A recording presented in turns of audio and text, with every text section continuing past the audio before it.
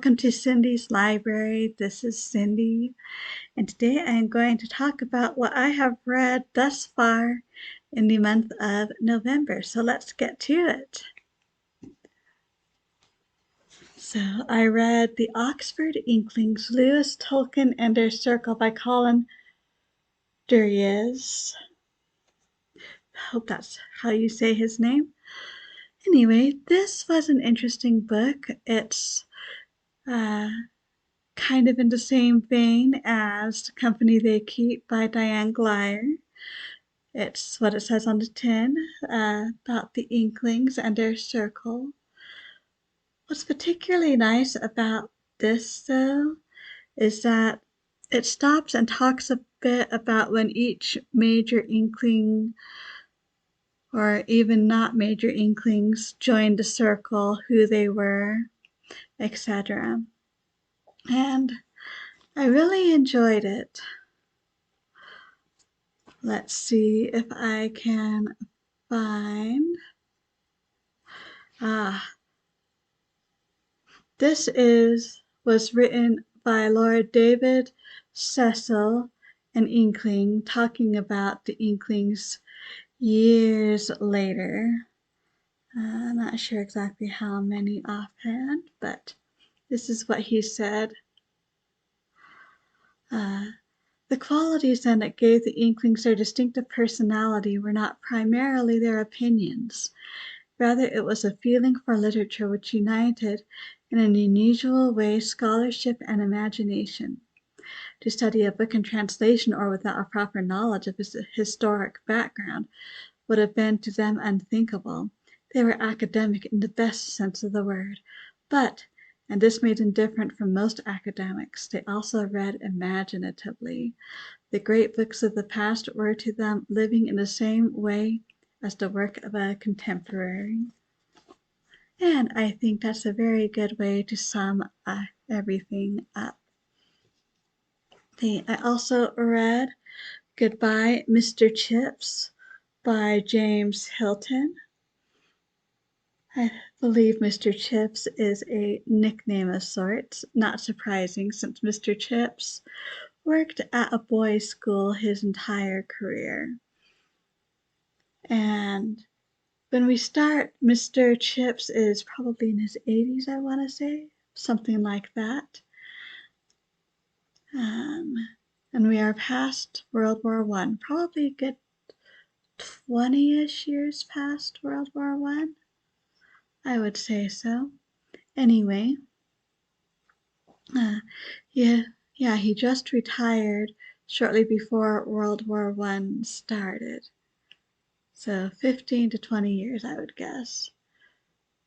And then we go back in time and see the important events of his life and how he affected those around him.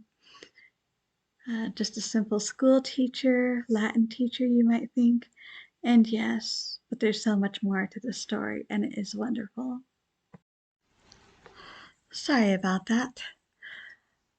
Okay, and next, I read Dorothy L. Sayers' Busman's Honeymoon. Lord Peter Wimsey and Harriet Vane, now Lady Wimsey, are back.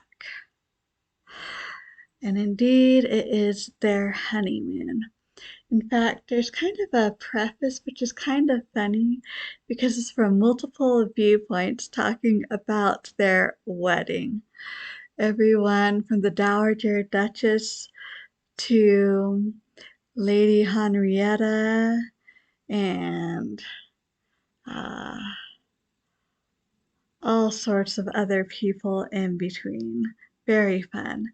And Lord Peter and Lady Wimsey, they go off on a honeymoon to a cottage. It's in the same village that Lady Wimsey spent her childhood in, and it's a cottage that she always had a fancy for, so Lord Peter buys it.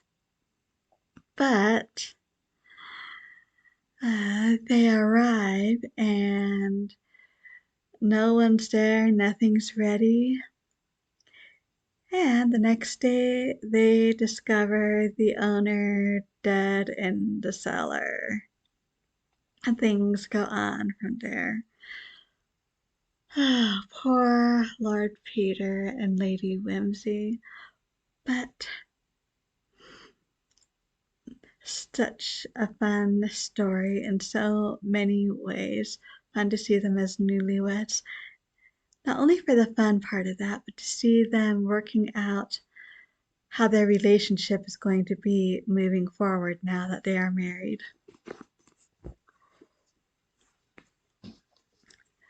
Then I also listened to A Murder is Announced by Agatha Christie, which is exactly what it says on the tin. A murder is announced in the paper.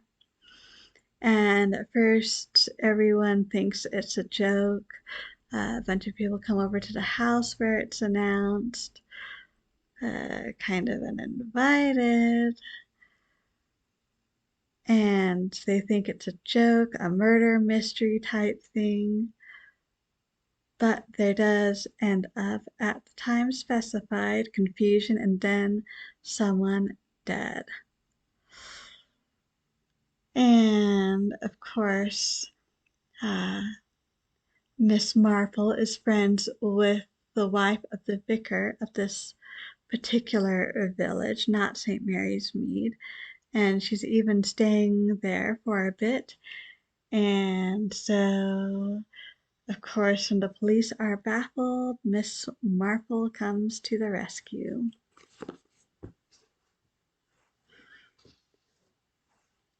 Then I read Perelandra by C.S. Lewis.